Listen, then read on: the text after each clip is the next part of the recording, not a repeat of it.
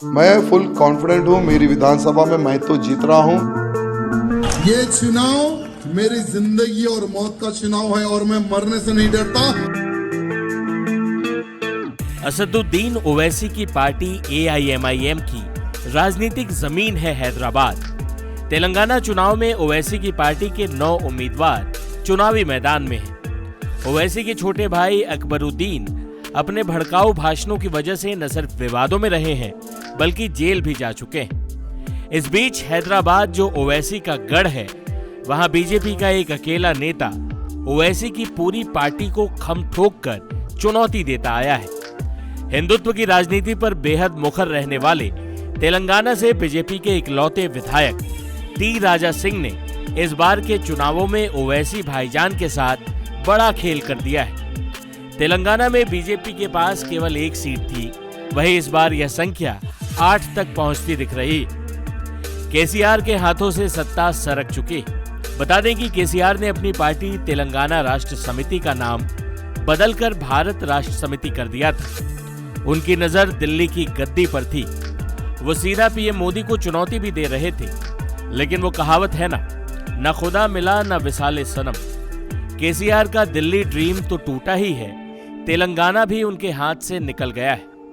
दूसरी तरफ ओवैसी हैं, जिनकी पार्टी के विधायक महाराष्ट्र, बिहार जैसे राज्यों में तो हो गए हैं, लेकिन जहां से उनकी पार्टी चलती है उस हैदराबाद में 9 में से 4 सीटों पर ओवैसी के उम्मीदवार आगे चल रहे हैं। वहीं 5 सीटों पर उनकी पार्टी पीछे चल रही है। इस बीच बीजेपी की सीटें 1 से बढ़कर 7 से 8 होती दिख रही हैं। इसमें बीजेपी विधायक टी राजा सिंह का बड़ा रोल माना जा रहा है। बता दें कि बांदी संजय को पार्टी प्रमुख पद से हटाने के बाद से माना जा रहा था कि बीजेपी को तेलंगाना में बड़ा सियासी नुकसान होगा। अभी भी कई राजनीतिक पंडित कह रहे हैं कि बांदी संजय के नेतृत्व में चुनाव लड़ा जाता तो बीजेपी और भी ज्यादा सीटें प्राप्त करती। बांदी संजय के बाद अगर बीजेपी को किसी ने सबसे ज्यादा खबरों में बनाए रखा तो वो थे टी राजा सिंह। बजरंग दल से बीजेपी में आए टी राजा सिंह तीसरी बार विधायक बन रहे हैं। विधानसभा में बीजेपी की तरफ से वो अकेले ही बैठा करते थे।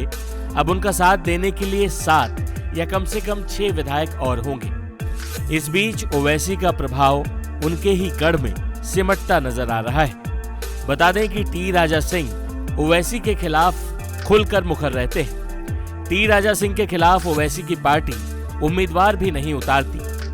ओवैसी के गढ़ में उनकी पार्टी को खुलकर चुनौती देने वाले टी राजा सिंह कई बार विवादों में भी रहे हैं, लेकिन उनका बेखौफ अंदाज हैदराबाद के ओवैसी बंधुओं को भी परेशान करता आया है। इस बार भी चुनावी नतीजे यही बता रहे हैं कि ओवैसी की पार्टी के किंग मेकर बनने का सपना टूट चुका है। बीजेपी तेलंगाना में AIMIM से बड़ी पार्टी बनती दिख रही है। कह सकते हैं कि टी राजा सिंह के आगे ओवैसी भाईजान पूरी तरह बेबस नजर आ रहे हैं। वही टी राजा सिंह तेलंगाना में बीजेपी का बड़ा चेहरा बनकर उभरे हैं। बीजेपी ने जिस तरह तेलंगाना पर फोकस किया है और जैसा पार्टी का अन्य राज्यों में ट्रैक रिकॉर्ड रहा है, तेलंगाना भी भगवामय होता हुआ कुछ सालों में नजर आ सकता है। इसमें सबसे बड़ी भूमिका या तो बांदी संजय की होगी या टी राजा सिंह की। बांदी संजय के शांत स्वभाव से ठीक उलट अपने राउडी अंदाज के लिए जाने जाने वाले टी राजा सिंह दक्षिण भारत में बीजेपी के लिए गेम चेंजर साबित हो सकते हैं। वही ओवैसी साहब के लिए अपना गढ़ बचा पाना भी मुश्किल होता जा रहा है। टाइम्स नाउ नव भारत डिजिटल की रिपोर्ट।